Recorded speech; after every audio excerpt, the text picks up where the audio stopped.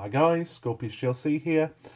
This is a vlog episode for my Kings of War project. We're doing this together with Derek Osborne from Throne of Angels video blog. I'll put a link in the description and maybe a clickable link if you're lucky. I'm doing Forces of the Abyss, as you probably saw. And I just want to talk to you about where I'm at with multi-basing and things like that. So in front of you, you can probably see a 3mm deep MDF base. I bought these from warbases.co.uk. They're actually really cheap, precision cut, and I'm sure there's other companies out there. All I've done is I've applied an amount of cork to the base. Once that is all set, and I've got a nice sort of shape to it, I then apply some spackle if you're from the US, or polyfiller if you're from the UK. It's just a multi-purpose filler, and smooth out the edges so that it ends up looking more like a rolling hill. This is actually one of my 50mm monster bases for one of the later pledges.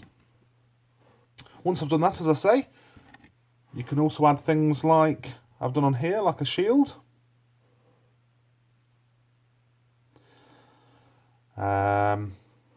These are available from loads of different places. I bought some from Zealopt Miniatures in the UK. I've got things like Renedra barrels, another Zealopt Miniatures selection of weaponry and shields and things. Some more Zealopt miniature metal shields. They can just cut up, like I say, and apply to the bases to give you a look. Once that's all done, I then apply sand. So here's a base I've got. So what I do is I apply a PVA mix to the whole base, gradually apply little bits of gravel, and then fine sand. The wheel, as you can see, the black area, that's from actually the base of a Warhammer Giant, and a bit of a twig from the garden. I'm actually going for a forest style set of bases, or typical fantasy rolling green fields, because the idea is that these are going to be facing off against either orcs or dwarves, and they've marched from the abyss across Mantica to do battle. So then once I've done that, I literally I apply a brown base, highlight up the sand, and then go from there really. So here's some with the green bases. So you can see that it's got like a rolling look to it. There's one of the barrels from Renedra cut in half. Here's another base. This one here is for my Molochs. I've used a mix of static grass on these, and also some a trader in the UK on eBay called Serious Play has this wet, I think they call it wet foliage, and it just gives a nice bit of level and design to it. And then once that's done, I start applying things like grass tufts and things, and yeah, really go from there and make it go to town. The grass tufts and stuff I actually add at the end, as well as some clump foliage after I've applied the models, so I know where they're going to stand, so it doesn't really hinder too much where I'm going to be placing things. So I actually have a unit that I've completed. Yes, I've actually completed a unit for this game. It's just a chaff unit of gargoyles. Love the gargoyle models, and I'll place those down and see those. So you can see the base in full effect with a couple of different coloured grass tufts stuck on and some foliage. There's a Renedra base, Renedra barrel on the base.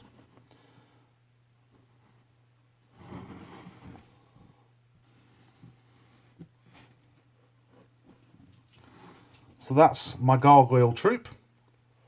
I plan to add more gradually as the force goes through of gargoyles. I like the idea of the fast, swift movement of chaff units, either to get into the flanks of troops and things like that. So I like the look of those. I hope you like the look of my my gargoyles. They are the first Kings of War models I've ever painted. And I have to say I quite enjoyed painting them. Very detailed models. And I'm in love with Kings of War, really. I can't really say much more than that.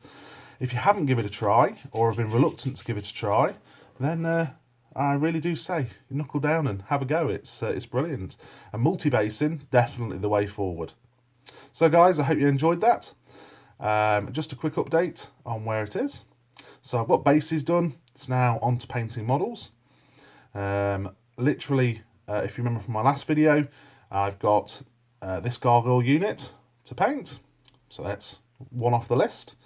I have a unit of Molochs. I have a troop of flame bearers. And I have an Abyssal Champion to lead that 500 point block. Thanks guys, hope you enjoyed it.